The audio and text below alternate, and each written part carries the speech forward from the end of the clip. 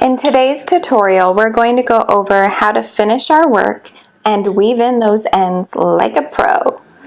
Sometimes whenever you're working on a pattern, in the end, they won't exactly tell you how to tie off your work. And I know that can be frustrating, so I'm going to tell you right now how to tie off your work. So I'm on the last row of this washcloth pattern, and what we're going to do is slip stitch into our final stitch. So let me get there. Alright, so to tie off our work, let me get you a little bit closer so you can see. We are going to insert our hook into our final stitch, yarn over, pull through that stitch and the loop on our hook, and create a slip stitch. Then we'll take a good amount of yarn and cut it off, yarn over, and pull the yarn all the way through. Now I probably have about 6 or 7 inches here. I like having a good amount of yarn so that it's easier for me to weave in my ends in the end. Now, some projects have a front side and a back side. Not all projects do, but when they do, I suggest weaving your ends in on the back side. That way it's less noticeable. So we're going to take our tapestry needle, which is, it has a soft tip. It's not a knitting needle, it's a tapestry needle. Soft tip, a large eye hole. We'll insert our yarn into the little eye hole. And then let me get close so you can see.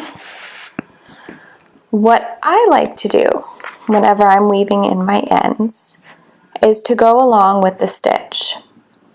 So what I'm first going to do is go through the top of these stitches, and then it's great and it makes sure that your work is more sturdy whenever you go in 3 separate directions. So let me go ahead and show you what I do.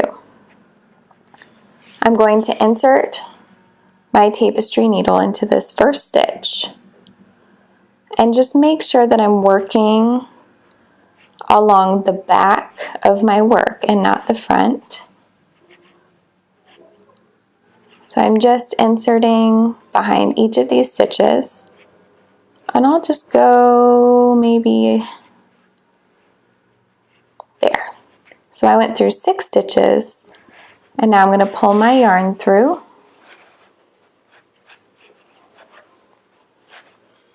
Just like this. Now don't pull too tight because you don't want your work to curl. If it starts to curl, just try to pull it out a little bit and you're good.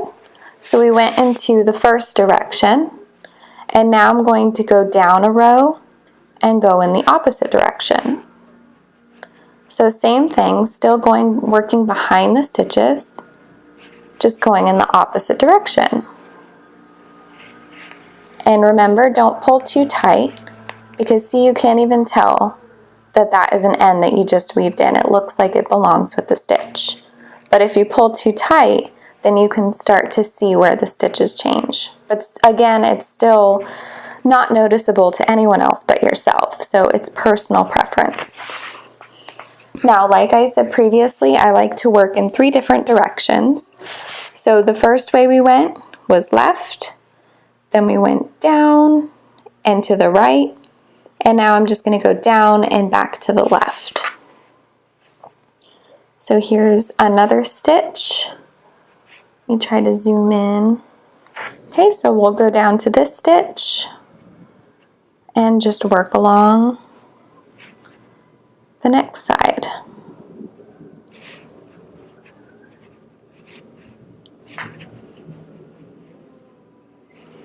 All right.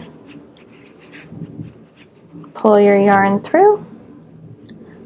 Nice and not too tight.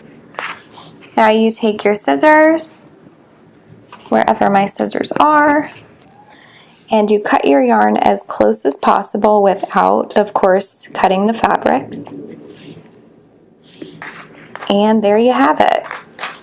You can't even tell that we just weaved in our ends, can you? See, we weaved them in right here, and it is completely unnoticeable. And you see the front. So that is how I like to weave in my ends. Just remember, weave them in on the wrong side if there is a wrong side. And if there's not, it's completely fine. You still probably won't be able to notice. Just make sure you go in between the stitches and try not to let it go